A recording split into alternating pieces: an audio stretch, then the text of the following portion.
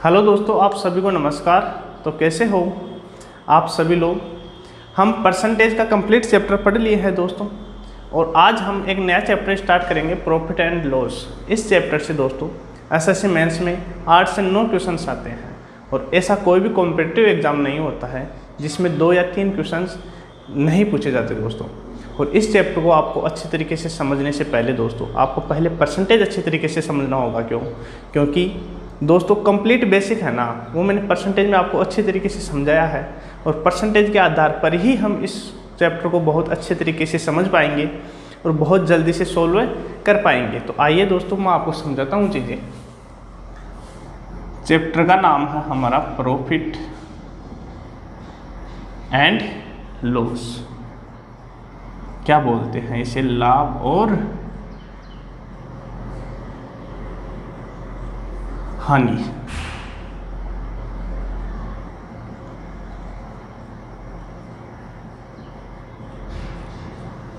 आइए दोस्तों मैं आपको इस चैप्टर को समझाता हूँ बिल्कुल बेसिक से।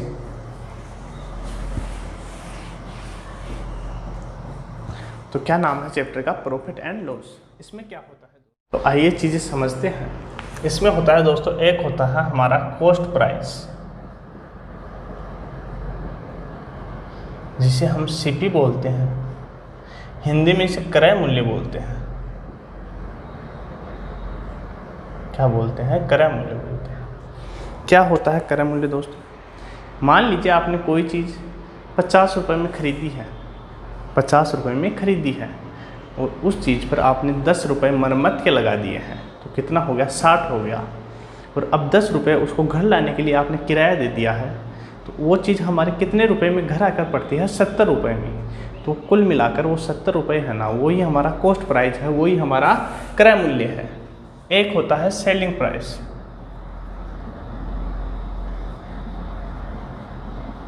जिसे हम एसपी बोलते हैं। हिंदी में बात करें तो इसे हम विक्रय मूल्य बोलते हैं, विक्रय मूल्य। ये क्या होता है दोस्तों, आपने वो चीज़ 70 रुपये में खरीदी है, अब आप या तो उसे प्रॉफिट लेके बेचेंगे या उसको आप हानि पे बेच देंगे, तो वो ही मूल्य जो आप उसको बेच रहे हैं वही हमारा सेलिंग प्राइस होता है। एक होता है दोस्तों मार्क प्राइस, जिसे हम लिस्ट प्राइस भी बोलते हैं। हिंदी में बात करें तो इसे अंकित मूल्य बोलते हैं। इसे हम लिखेंगे एमपी से। आइए दोस्तों, अब आपसे मैं एक बात कहूँ कि आपने कोई चीज़ 100 रुपये में खरीदी है और उसे आप 120 रुपये में बेच देते हो, तो यहाँ आपको प्रॉफिट होता है या लॉस होता है। क्या कहा मैंने, आपने खरीदी है 100 रुपये में, इसका मतलब सीपी है उस वस्तु का 100 रुपये, और बेच देते हो आप उसे 120 रुपये में, तो यहाँ आपको लॉस होता है या प्रॉफिट होता है। तो आप कहोगे सर कि हमने 100 रुपये में खरीदी है चीज़, 120 रुपये में बेच देते हैं, तो यहाँ हमें 20 रुपये का प्रॉफिट हो जाता है। यहाँ 20 रुपये का हो जाता है दोस्तों क्या, लाभ। तो आप ये लाभ किस प्रकार निकाल पाए दोस्तों, आप क्या करते हो, सेलिंग प्राइस में से कॉस्ट प्राइस को घटाकर यहाँ आप लाभ बता रहे होते हैं। तो यहाँ देखिए, यदि आपको प्रॉफिट निकालना है ना, तो आप क्या करोगे, एसपी में से सीपी घटा दोगे, सेलिंग प्राइस में से कॉस्ट प्राइस को घटाकर हमें लाभ बता दोगे दोस्तों। अब मैं आपसे एक बात कहूँ कि आपने वो चीज़ 80 रुपये में ही बेच दी है, आपने खरीदी थी 100 रुपये में, बेच दी है 80 रुपये में, तो यहाँ आपको क्या हो जाता है दोस्तों, यहाँ आपको 20 रुपये का हानि हो जाती है, 20 रुपये का लॉस हो जाता है। और यहाँ आप लॉस किस प्रकार निकाल पाओगे, आप कॉस्ट प्राइस में से सेलिंग प्राइस इकट्ठा के आप हमें लॉस बता दोगे। तो लॉस किस प्रकार निकालते हैं दोस्तों, cost price minus selling price.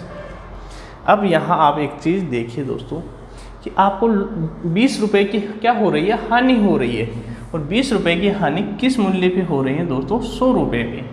और अभी मैंने आपको बताया था कि आपको यदि उस वस्तु को 120 रुपये में बेच देते हो तो आपको 20 रुपये का प्रॉफिट हो जाता है। और वो 20 रुपये का प्रॉफिट भी किस पे होता है दोस्तों, 100 रुपये पे होता है, हमारा कॉस्ट प्राइस पे ही होता है। तो यहाँ से आपको एक चीज़ समझ में आनी चाहिए कि हम प्रॉफिट की या लॉस की कोई भी हो दोस्तों, हम कॉस्ट प्राइस पे ही उसकी गणना करते हैं।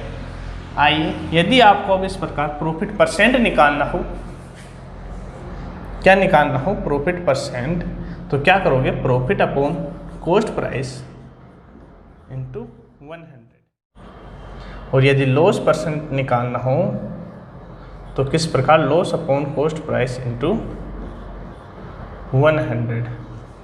क्या इतनी चीज़ें आपको समझ में आई? तो आप देखिए और उतारिए चीज़ों को। अब मैं आपको आगे चीज़ें समझाता हूँ। आइए,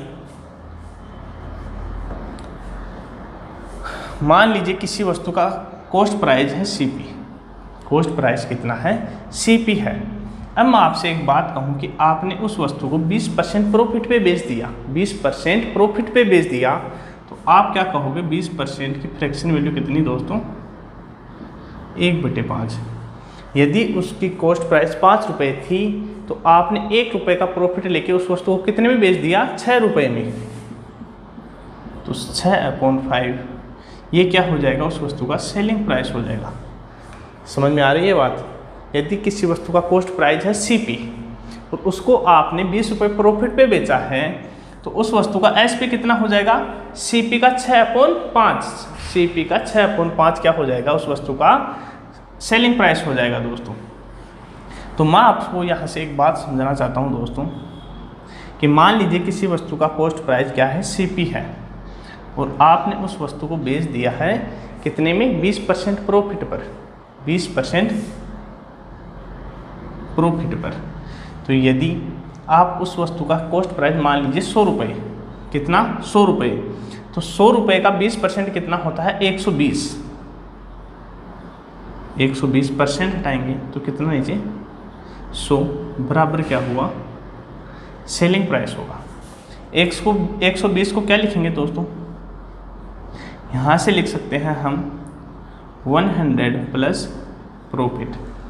100 पे चाहे प्रॉफिट परसेंट लिख दीजिए, 100 पे चाहे प्रॉफिट लिख दीजिए। क्यों, कैसे दोस्तों, मैं आपसे कहूँ कि ये आपका CP है 100 रुपये और आपको 20% का प्रॉफिट हो रहा है, तो आप कितने रुपए बता रहे होते हैं, 20 रुपये, क्योंकि 100 पे कोई भी परसेंटेज वैल्यू डायरेक्ट उस वस्तु का वैल्यू हो जाती है।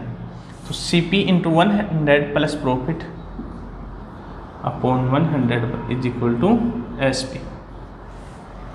और यहाँ से दोस्तों कॉस्ट प्राइस की वैल्यू निकालेंगे आप, हमारा कॉस्ट प्राइस क्या आ जाएगा, सेलिंग प्राइस इंटू 100 अपॉन क्या आ जाएगा, कॉस्ट प्राइस निकाल रहे हैं तो selling price into 100 upon 100 plus profit.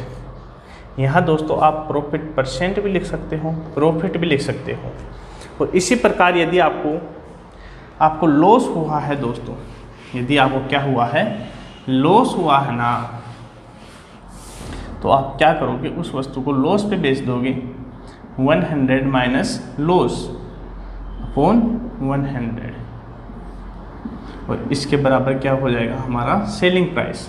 यहाँ से कॉस्ट प्राइस की वैल्यू निकालोगे तो selling price into 100 upon 100 minus loss, और यहाँ इसकी वैल्यू लॉस परसेंट भी हो सकती है दोस्तों, ये चीज़ आपको ध्यान रखनी है।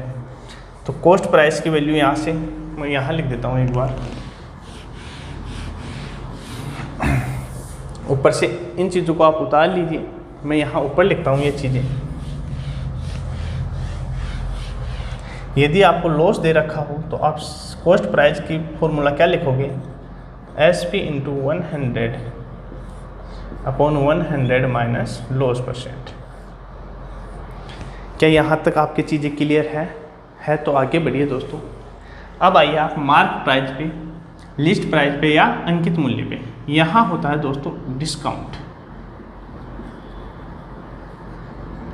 यहाँ क्या होता है, डिस्काउंट होता है दोस्तों। और डिस्काउंट किस प्रकार निकालते हैं हम मार्क प्राइस में अंकित मूल्य में से सेलिंग प्राइस घटाकर क्या निकालते हैं, डिस्काउंट निकालते हैं। डिस्काउंट किस प्रकार निकालेंगे, मार्क प्राइस में से सेलिंग प्राइस घटा के हम डिस्काउंट निकालते हैं दोस्तों। और डिस्काउंट की गणना हमेशा ही किस पे होती है, मार्क प्राइस पे होती है। तो यदि आपको डिस्काउंट परसेंट पूछा हो तो किस प्रकार, discount upon mark price into 100। क्या कही बात मैंने, डिस्काउंट निकालना हो तो आपको निकालना है दोस्तों मार्क प्राइस में से सेलिंग प्राइस घटाकर, और यदि डिस्काउंट परसेंट पूछा हो तो discount upon mark price into 100। अब आइए आप यहाँ पे, मैं आपसे कह दूँ कि किसी वस्तु का मार्क प्राइस है MP, किसी वस्तु का मार्क प्राइस कितना है MP है, और उस पर आप 20% का डिस्काउंट दे देते हो, 20% का क्या दे देते हो दोस्तों, डिस्काउंट। तो उस वस्तु को आप कितने में बेच देते हो दोस्तों, उस वस्तु को मार्क प्राइस के 80% में बेच देते हो, 80% में बेच देते हो। तो इसके बराबर क्या हो जाएगा, हमारा सेलिंग प्राइस हो जाएगा। यहाँ से देखिए MP इंटू 80 को क्या लिख सकते हैं दोस्तों, 100 माइनस डिस्काउंट परसेंट, या इसको डिस्काउंट परसेंट बोल दीजिए या डिस्काउंट बोल दीजिए, क्यों, क्योंकि हम गणना 100 पे कर रहे हैं। डिस्काउंट परसेंट लिख दीजिए upon 100 is equal to selling price, और यहाँ से हम मार्क प्राइस की वैल्यू निकालेंगे ना, मार्क प्राइस की वैल्यू निकालेंगे तो क्या आ जाएगा हमारा, selling price into 100 upon 100 minus discount percent. क्या इतनी चीज़ आप समझ पाए हो दोस्तों? और यदि इतनी चीज़ आप समझ पाए हो, इन चीज़ों का आपको क्वेश्चंस के अंदर कहीं यूज नहीं होगा, लेकिन आपको बेसिक चीज़ें आपको आनी चाहिए दोस्तों, क्योंकि कई बार हम क्वेश्चंस के अंदर अटक जाते हैं ना, एग्जाम में हमारा दिमाग नहीं चल पाता है, तो हम उन चीज़ों को हम बेसिक्स के थ्रू कर लेते हैं। आइए अब मैं आपको सेलिंग प्राइस पे लाता हूँ। यहाँ से आप सेलिंग प्राइस की वैल्यू बताइए मुझे आप, तो यहाँ से बताएंगे दोस्तों आप MP into 100 minus discount upon 100। यहाँ से सेलिंग प्राइस की वैल्यू क्या बताओगे, MP इंटू 100 माइनस डिस्काउंट, ये इधर आ जाएगा और 100 नीचे आ जाएगा। यहाँ से बताइए दोस्तों, यदि यहाँ हमें किसकी वैल्यू, SP की वैल्यू निकालनी हो, हम प्रॉफिट वाले से बात कर रहे हैं दोस्तों, तो यहाँ से आप बताओगे मुझे CP into 100 plus profit percent या प्रॉफिट अपॉन 100। दोस्तों हम एक ही वस्तु की बात कर रहे हैं, ये भी सेलिंग प्राइस है, ये भी सेलिंग प्राइस है, तो क्या हम इन दोनों को इक्वल नहीं रख सकते? अरे ये भी सेलिंग प्राइस है और ये भी सेलिंग प्राइस की वैल्यू है, तो क्या इन दोनों को बराबर नहीं रख सकते क्या? तो रख सकते हैं बिल्कुल। तो यहाँ से सेलिंग प्राइस को हटा दीजिए। यदि इन दोनों को हम बराबर रखेंगे ना, 100 से 100 कैंसिल, और यहाँ से हमारा रेशियो निकल के आएगा CP अपॉन MP। CP के बराबर क्या हो जाएगा, 100 minus discount percent upon MP के बराबर क्या हो जाएगा, 100 प्लस प्रॉफिट परसेंट। लेकिन आप यहाँ देखोगे दोस्तों, क्या CP पे डिस्काउंट देते हैं? नहीं देते हैं। लेकिन यहाँ से दोस्तों हम सोल्व करेंगे ना, किस प्रकार, आप मान लीजिए 3x बराबर 4y दे रखा है आपको, तो यहाँ से x अपॉन y की वैल्यू क्या आ जाएगी, 4/3। जो x के साथ होता है वो y की वैल्यू होती है दोस्तों, तो यहाँ जो CP के साथ है वो MP की वैल्यू होगी, और जो MP के साथ है वो CP की वैल्यू होगी, जो MP के साथ है वो CP की वैल्यू होगी। तो आपको ये फॉर्मूला बिल्कुल याद रखना है दोस्तों, ये काफ़ी जगह यूज होगा। इसको हम और तरीके से भी निकाल सकते हैं, लेकिन यदि आपको फॉर्मूला याद होगा तो आप मात्र 1 या 2 सेकंड्स के अंदर क्वेश्चंस का आंसर बता रहे होते हैं। और दोस्तों इन फॉर्मूलों का आपको एक भी क्वेश्चन में यूज नहीं करना है, लेकिन आपको बेसिक चीज़ें आनी चाहिए। आइए अब हम क्वेश्चंस के थ्रू चीज़ें समझते हैं।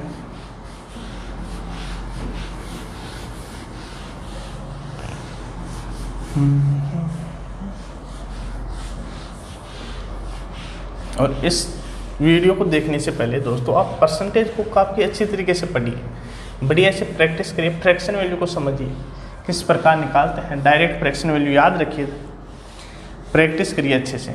आइए अब क्वेश्चन नंबर 1 पे।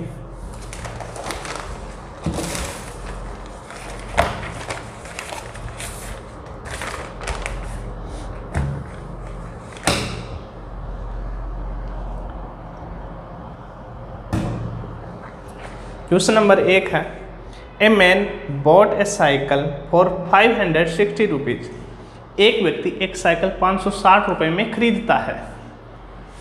कितने रुपए में खरीदता है दोस्तों? 560 रुपये में। आगे कहा है, for how much sell he sells it so as to loss 10%। वह इसको कितने रुपए में बेचे कि उसको 10% का लॉस हो। कहा है एक व्यक्ति एक साइकिल 560 रुपये में खरीदता है और वह इसको कितने रुपए में बेचे कि उसे 10% का लॉस हो। मुझे आप बताइए 10% की फ्रैक्शन वैल्यू कितनी दोस्तों? 1/10। और इसका मतलब क्या है कि 10 का 10% कितना होता है दोस्तों? 1 होता है। और नीचे वाली वैल्यू क्या बताई थी मैंने? Cost price.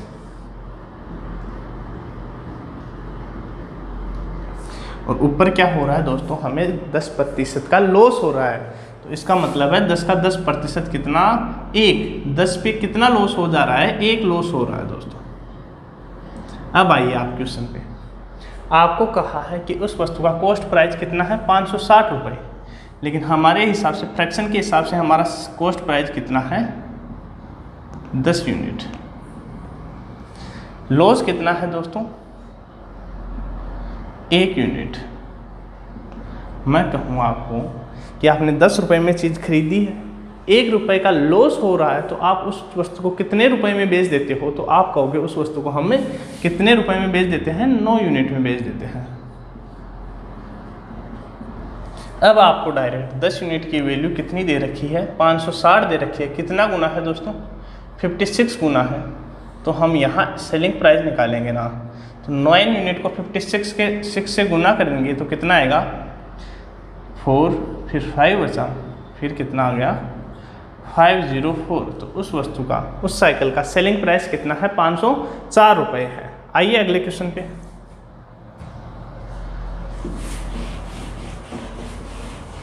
क्वेश्चन नंबर 2 पढ़िए अच्छी तरीके से, आप खुद करने की कोशिश करिए दोस्तों। A shopkeeper sells an article at 12.5% profit. एक दुकानदार एक वस्तु को 12.5% के प्रॉफिट पर बेचता है। आगे कहा है, if selling price of article is 990। उस वस्तु का सेलिंग प्राइस है 990 रुपये। यार मार्कर सही नहीं चल रहा, दूसरा लेते हैं।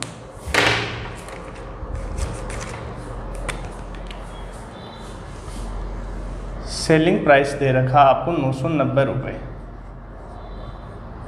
और कहा है कि एक दुकानदार उस वस्तु को 12.5% लाभ पे बेचता है। 12.5% लाभ पे बेचता है दोस्तों। 12.5% की फ्रैक्शन वैल्यू बताइए आप मुझे।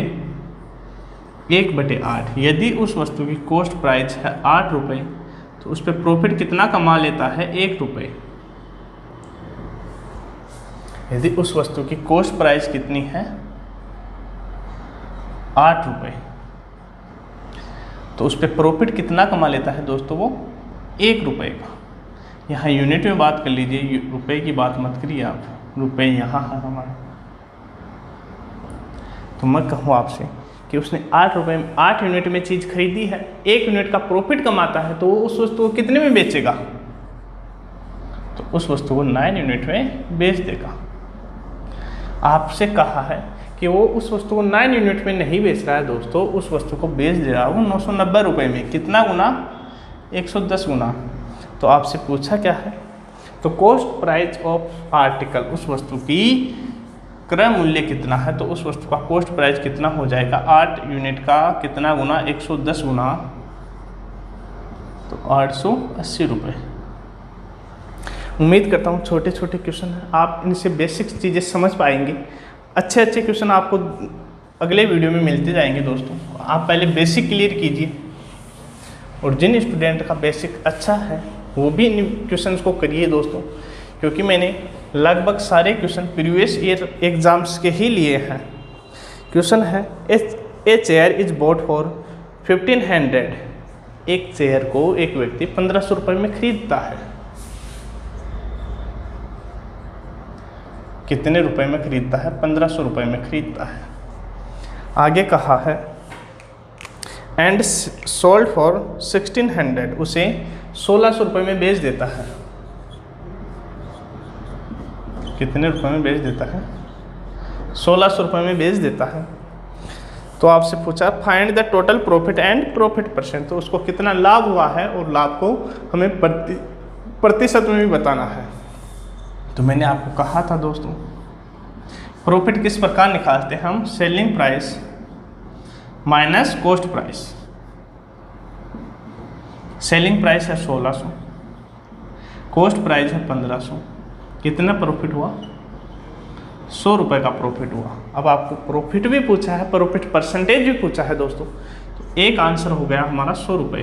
कितना प्रॉफिट? 100 रुपये। अब प्रॉफिट परसेंट बता दीजिए किस प्रकार, कितना प्रॉफिट हो रहा है दोस्तों? 100 रुपये का किस पे हो रहा है? 1500 पे। 2 जीरो से 2 जीरो, और ये आपको परसेंटेज में वैल्यू चाहिए तो 100 से गुना करिए, एक तरीका ये है। और एक आपको पता होना चाहिए 1/15 कितना होता है? 6 सही 2/3% या 6.66%। अब आप देखिए कौन से ऑप्शन में आपका उत्तर है और उत्तर मिला दीजिए। आइए अगले क्वेश्चन पे।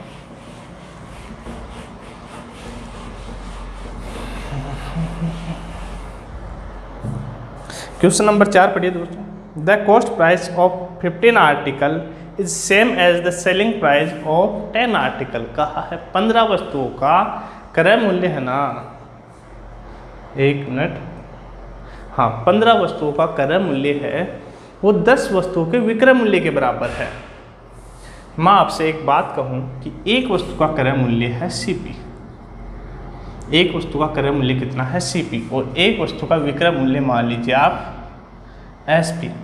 अब आपसे कहा है कि 15 वस्तुओं का क्रय मूल्य, यदि एक वस्तु का क्रय मूल्य CP है तो 15 वस्तुओं का क्रय मूल्य कितना? 15 गुना, और एक वस्तु का SP है SP, और आपको कितनी वस्तुओं का चाहिए? 10 वस्तुओं का, और कहा है कि ये दोनों क्या है? बराबर है दोस्तों। तो यहाँ से आप रेशियो निकालेंगे CP upon SP, CP upon SP 10/15। उम्मीद करता हूँ ये चीज़ें आपको आती होगी, क्योंकि ये छोटी छोटी चीज़ें आपको, यदि आप कॉम्पिटिटिव एग्जाम की तैयारी करते हैं दोस्तों, तो ये आपको पता होनी चाहिए। तो यदि आपका कॉस्ट प्राइस है ना वो 2 रुपये है, तो सेलिंग प्राइस कितना हो जाता है? 3 रुपये। तो दोस्तों यहाँ कितना प्रॉफिट हो रहा है? 1 रुपये का। कितना प्रॉफिट हो रहा है? 1 रुपये का। क्यों हो रहा है? यदि आपकी कॉस्ट प्राइस 2 रुपये है ना, तो सेलिंग प्राइस हो जाती है 3 रुपये। तो कितने रुपए का प्रॉफिट दोस्तों? 1 रुपये का। किस पे? कॉस्ट प्राइस पे। कॉस्ट प्राइस है हमारी 2, और 1/2 कितना होता है दोस्तों? बताओ, 50%। तो उसको कितना लाभ होता है? उसको 50% का लाभ होता है। आइए अगले क्वेश्चन पे।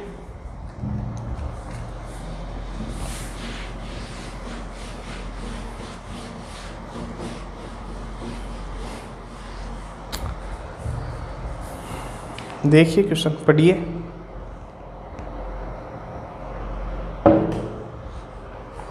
If the cost price of an article is 80% of its selling price, एक वस्तु का क्रय मूल्य है ना वो उस वस्तु के विक्रय मूल्य के 80% के बराबर है। एक तरीका तो आप सीधा लिख लीजिए, कॉस्ट प्राइस और सेलिंग प्राइस। यदि उस वस्तु का सेलिंग प्राइस 100 रुपये है, तो आपसे कहा है कि उस वस्तु का कॉस्ट प्राइस है ना वो उस वस्तु के विक्रय मूल्य के 80% के बराबर है। तो 100 का 80% कितना दोस्तों? 80। अब आप इसको सोल्व करिए। 2 से काटेंगे 4 बार, 2 से काटेंगे कितनी बार? 5 बार। यदि कॉस्ट प्राइस 4 रुपये है तो सेलिंग प्राइस कितना? 5 रुपये।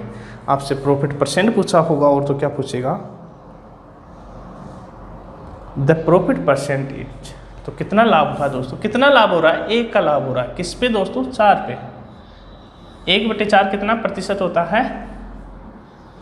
बोलो, 25%। कितना? 25%। पढ़िए नेक्स्ट क्वेश्चन।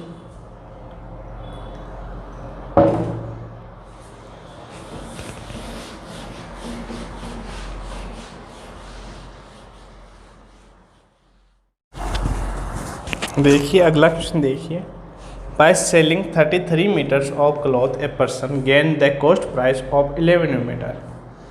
एक व्यक्ति 33 मीटर कपड़ा बेचने पर 11 मीटर कपड़े के क्रय मूल्य के बराबर लाभ कमा लेता है।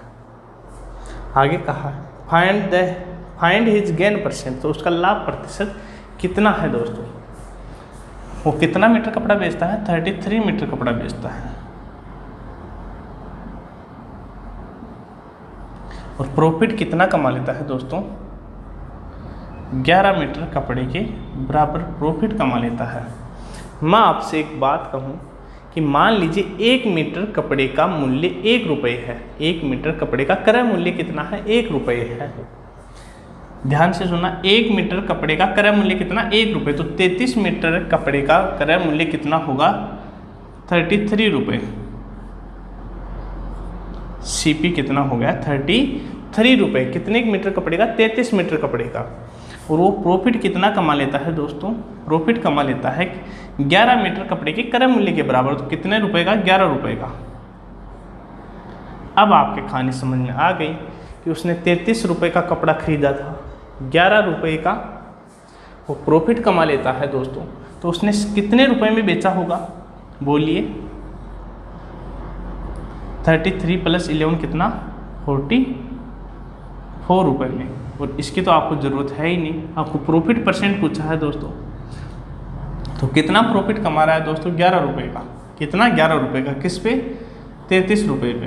काटेंगे 1/3। 1/3 की परसेंटेज वैल्यू कितनी दोस्तों, 33 एंड 1/3%। तो कितने परसेंट का प्रॉफिट कमा लेता है वो, 33 सही 1/3% का प्रॉफिट कमा लेता है। आपको यहाँ सेलिंग प्राइस की जरूरत है ही नहीं दोस्तों, डायरेक्ट प्रॉफिट आ गया, सीपी आ गया, तो आप डायरेक्ट प्रॉफिट परसेंट बता दीजिए। ये आपका CHSL का क्वेश्चन है दोस्तों। आइए अगले क्वेश्चन देखिए। अगला क्वेश्चन फिर से इसी प्रकार का क्वेश्चन आया है, अगले वर्ष 2013 में क्वेश्चन आया दोस्तों। A cloth merchant on selling 33 metre of cloth obtain a profit equal to the selling price of 11 metre of cloth, the profit is. एक व्यक्ति 33 मीटर कपड़ा बेचने पर 11 मीटर कपड़े के विक्रय मूल्य के बराबर प्रॉफिट कमा लेता है। इससे पहले वाला क्वेश्चन था ना, उसमें वह 11 मीटर कपड़े का क्रय मूल्य के बराबर प्रॉफिट कमा रहा था, लेकिन यहाँ 11 मीटर कपड़े के विक्रय मूल्य के बराबर प्रॉफिट कमा रहा है। तो आप मान लीजिए आपको जहाँ जिसके आधार पर प्रॉफिट कमाता है ना, जिसके आधार पर लॉस करता है, उसी का क्रय मूल्य आपको मान लेना है। तो यहाँ आपको क्या बोला है कि वह 11 मीटर कपड़े के विक्रय मूल्य के बराबर क्या कमा लेता है, प्रॉफिट कमा लेता है। तो आप मान लीजिए 1 मीटर कपड़े का सेलिंग प्राइस है 1 रुपया। अब वह कितना मीटर कपड़ा बेचता है दोस्तों, 33 मीटर कपड़ा बेचता है।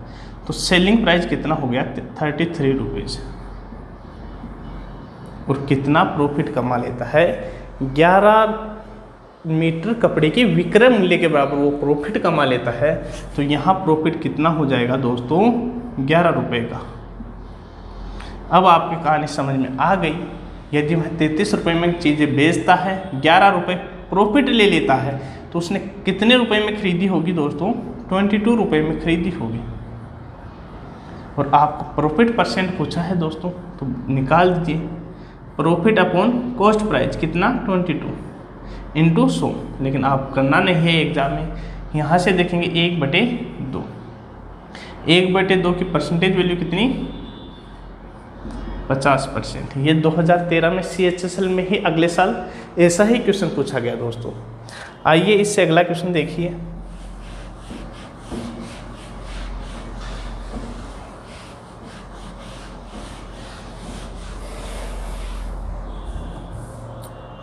The selling price of 8 articles is same as the cost price of 10 articles. 8 वस्तुओं का विक्रय मूल्य 10 वस्तुओं के क्रय मूल्य के बराबर है। What is profit percent? एक वस्तु का कॉस्ट प्राइस कितना, CP, और एक वस्तु का सेलिंग प्राइस कितना, SP। अब आपसे कहा है कि 8 वस्तु का सेलिंग प्राइस है ना, एक वस्तु का सेलिंग प्राइस 8, तो 8 वस्तु का सेलिंग प्राइस 8 10 वस्तु के कॉस्ट प्राइस के बराबर है। यहाँ से सोल्व करेंगे दोस्तों, CP/SP कितना आ गया 4/5। अरे ये तो चीज़ें आती है या नहीं आपको। यहाँ से दोस्तों CP को लाएंगे नीचे, SP को नीचे लाएंगे दोस्तों, 10 को नीचे भेज देंगे, 2 से काटेंगे 4 बार, ये 5 बार, और यहाँ से आपको मालूम चल गया यदि CP आपका 4 यूनिट है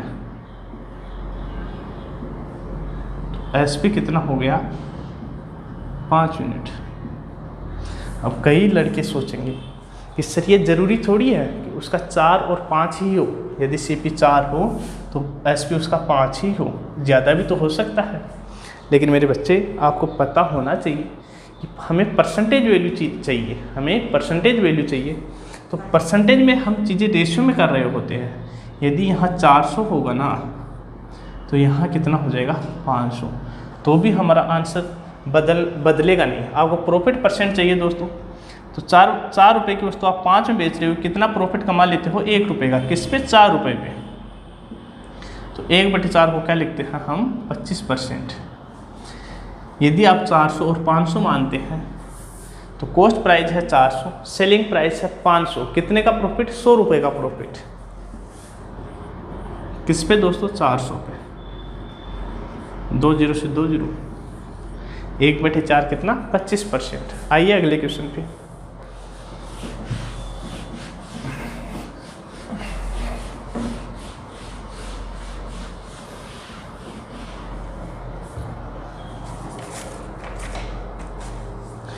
दोस्तों मैं आपको चीज़ें ये नहीं बता रहा कि मैं कितनी जल्दी आपको चीज़ें कर सकता हूँ, मैं आपको चीज़ें समझा रहा हूँ, इसलिए मेरे को टाइम लग रहा है और आपको चीज़ें समझनी ही है। यहाँ कोई एग्ज़ाम तो हो नहीं रही है, तो आप अच्छे से समझते चलिए और क्वेश्चंस करते जाइए। पढ़िए अगला question. The cost price of 12 articles is equal to selling price of 9 article. कहा है कि 12 वस्तुओं का क्रय मूल्य 9 वस्तुओं के विक्रय मूल्य के बराबर है। 12 वस्तुओं का क्रय मूल्य किसके बराबर है 9 वस्तुओं के सेलिंग प्राइस के बराबर है। यहाँ आप रेशियो निकालेंगे CP/SP, तो हमारा रेशियो आ जाएगा 3/4।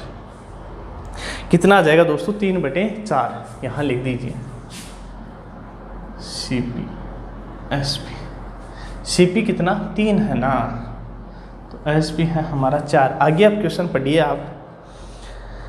While the discount given on 10 article is equal to the profit and on 5 article, उसके 10 वस्तुओं पे दिया गया डिस्काउंट है ना, वो 5 वस्तुओं पे कमाए हुए प्रॉफिट के बराबर है। 10 वस्तुओं पे दिया हुआ डिस्काउंट 5 वस्तुओं पे कमाए हुए प्रॉफिट के बराबर है।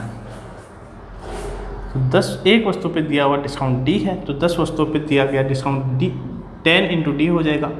तो आपसे कहा है कि 5 वस्तुओं पे कमाए गए प्रॉफिट के बराबर है, तो 5 × प्रॉफिट। यहाँ से सोल्व करेंगे D/P इज इक्वल टू 1/2। 5 नीचे आ जाएगा 10, काटेंगे 5 से 1/2। अब आपको यदि यहाँ से मालूम चलना चाहिए, यदि हमारा प्रॉफिट 2 है ना तो डिस्काउंट कितना होगा 1 होगा। प्रॉफिट 2 है तो डिस्काउंट कितना 1। यदि प्रॉफिट 20 है दोस्तों तो डिस्काउंट कितना 10। मैं कहूँ प्रॉफिट हमारा 4 है तो डिस्काउंट कितना 2। यदि हमारा प्रॉफिट होगा 3,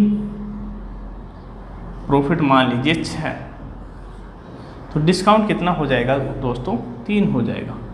कैसे, प्रॉफिट का आधा ही तो हमारा डिस्काउंट है। यदि प्रॉफिट 2 है तो डिस्काउंट कितना 1। तो मैं आपसे पूछूं, यदि हमारा प्रॉफिट हो 1 यूनिट, यदि हमारा प्रॉफिट हो 1 यूनिट तो डिस्काउंट कितना हो जाएगा दोस्तों 0.5, हाफ हो जाएगा हमारा डिस्काउंट। तो यहाँ हम देखिए हमारा प्रॉफिट कितना है 1 का है, तो हम डिस्काउंट कितना दे रहे हैं फिर 0.5 का। और डिस्काउंट किस चीज़ पे देते हैं दोस्तों, मार्क प्राइस पे, अंकित मूल्य पे हम डिस्काउंट देते हैं। तो हमारा मार्क प्राइस कितना हो जाएगा बोलो 4.5। कैसे? क्योंकि हमने डिस्काउंट किस पे दिया है? मार्क प्राइस पे दिया है, और मार्क प्राइस में से डिस्काउंट हटाने के बाद में हमें क्या प्राप्त होता है? सेलिंग प्राइस प्राप्त होता है दोस्तों। तो आपसे पूछा क्या है? Find the difference between profit percent and discount percent. लाभ प्रतिशत और छूट प्रतिशत का हमें अंतर बताइए। तो आप यहाँ से मुझे प्रॉफिट परसेंट बता दीजिए दोस्तों। प्रॉफिट कितना हो रहा है? खरीदी थी 3 में, बेच रहे हैं 4 में, तो प्रॉफिट हो रहा है 1 का। किस पे? 3 पे। तो प्रॉफिट हो जाएगा दोस्तों हमारा 33 पॉइंट्स के अंदर लिख लीजिए 33%, 33.33% का हमें प्रॉफिट हो जाएगा। अब मैं कहूँ आपको डिस्काउंट परसेंट बता दीजिए। तो डिस्काउंट कितना दे रहे हैं दोस्तों? मार्क प्राइस है 4.5 रुपीज़, सेलिंग प्राइस है 4 रुपीज़, तो डिस्काउंट दे रहे हैं हम 0.5 रुपीज़ का। किस पे दे रहे हैं दोस्तों? 4.5 रुपीज़ पर। यहाँ पॉइंट से पॉइंट हटाइए, 5 से काटेंगे कितनी बार? 1/9। और 1/9 की परसेंटेज वैल्यू क्या होती है दोस्तों? बोलो। 11.11%। और हमें पूछा है दोस्तों प्रॉफिट परसेंट में से डिस्काउंट परसेंट का डिफरेंस। तो 33.33 में से 1.11 घटाएंगे तो हमारा आंसर आ जाएगा 2.2222%। कितना आ जाएगा? 2.22%। 22 पॉइंट आगे 2 चलता रहेगा दोस्तों। उम्मीद करता हूँ ये क्वेश्चन आपको समझ में आया होगा। ये थोड़ा सा अच्छा क्वालिटी का क्वेश्चन है, इसमें आपको 2 समीकरण सोल्व करने होते हैं दोस्तों। आइए इसी प्रकार का एक क्वेश्चन और लेते हैं जिससे आपको चीज़ें अच्छी तरीके से समझ में आ सके दोस्तों।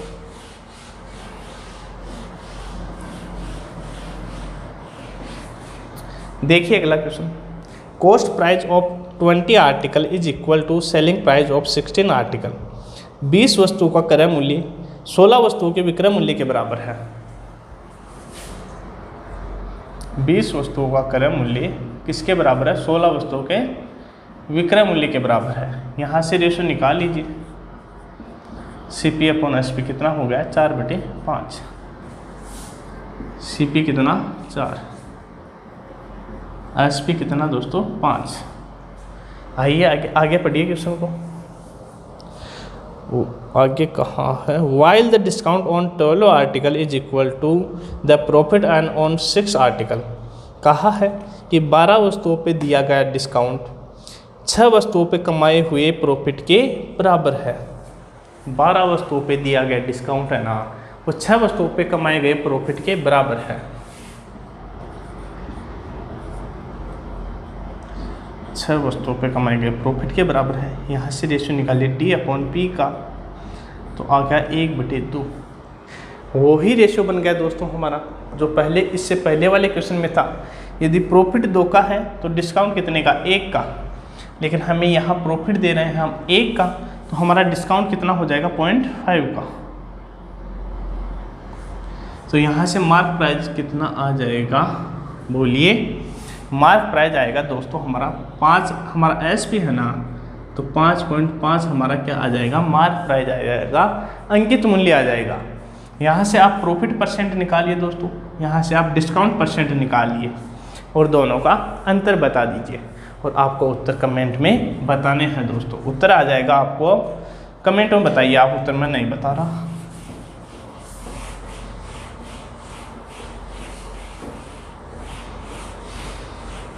आइए इससे अगले क्वेश्चन पे। क्वेश्चन नंबर 11 है। Loss of 20% on selling price is equal to X% loss in cost price. What is X? क्या कहा है कि सेलिंग प्राइस पे 20% की हानि होती है।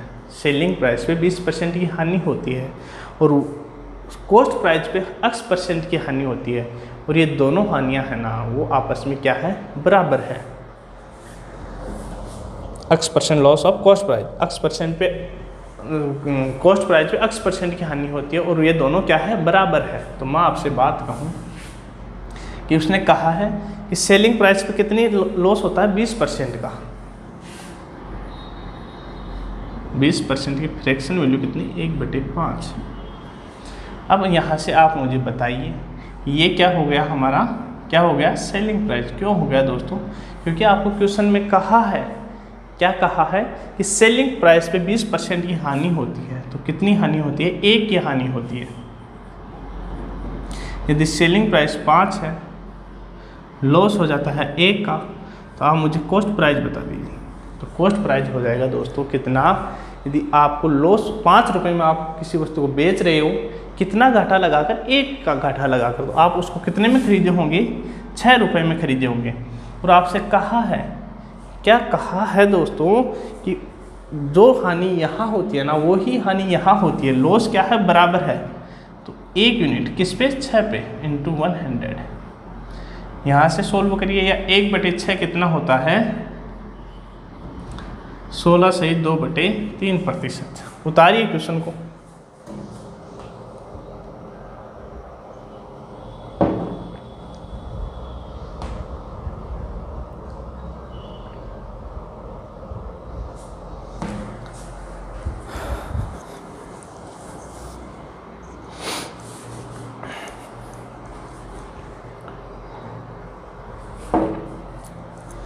उम्मीद करता हूँ दोस्तों ये सेशन आपको समझ में आया होगा।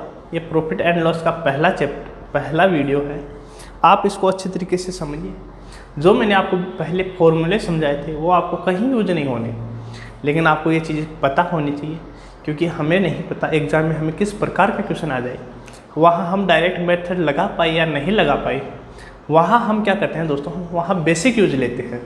और हमारे एक पेपर में कम से कम 1 या 2 क्वेश्चंस तो इस प्रकार का आते ही है, चाहे वो किसी भी चैप्टर से आए, जिसको हम वहाँ बेसिक से ही तोड़ रहे होते हैं दोस्तों। क्योंकि जैसे ही नया क्वेश्चन आएगा, हम वहाँ कोई शॉर्ट मेथड नहीं लगा पाएंगे, तो वहाँ हमारा क्या काम आता है, हमारा बेसिक ही काम आता है। तो इसलिए मैं आपको बार बार कहता हूँ कि आपको पहले बेसिक आना चाहिए और शॉर्ट मेथड बाद की बात है। तो मैं उम्मीद करता हूँ आप वीडियो देखते होंगे और इनको आगे से आगे शेयर कर रहे होते हैं। ठीक है दोस्तों।